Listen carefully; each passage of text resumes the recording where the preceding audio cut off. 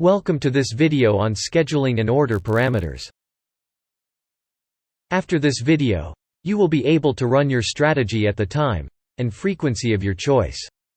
Differentiate between a market order and limit order. Specify take profit and stop loss.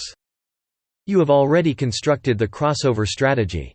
But when should this strategy run? How many times in a trading day should the strategy execute? If you want the strategy to run every day at every 5 minutes, then do you need to manually start and stop it every 5 minutes? Obviously not. Everything is taken care of by using the scheduling block. The schedule action at block checks a particular scheduling rule and performs the actions contained in it. You can schedule the function which is run at a fixed time and day. For example, you can schedule the function at 11:05 or 20 minutes after the market opens every day. You can also set a recurring schedule. For example, you can call the function every 10 minutes. How to schedule the crossover strategy to run every day 5 minutes after the market opens. You can drag and drop the schedule action at block in your workspace. Then, connect the schedule date and schedule time block to schedule action at. Click on the schedule date and select every day. Click on schedule time and select market open.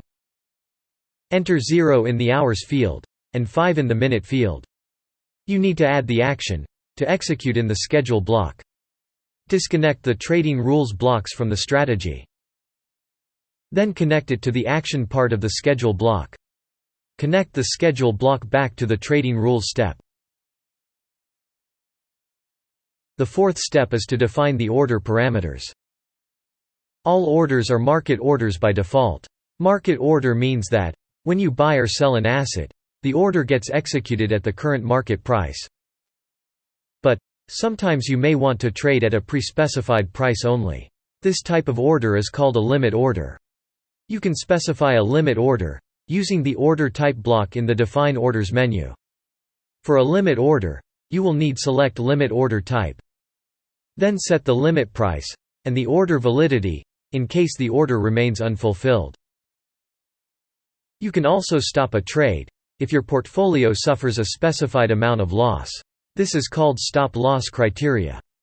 Similarly, you can book profits if your portfolio is making a specified amount of profit. This is called a take-profit criteria.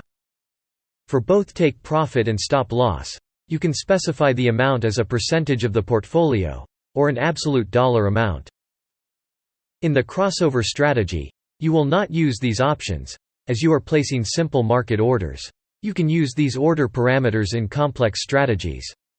Click on the Save Strategy button to save your work. That is all for this video. Coming up next is how to check the performance of this strategy and start live trading.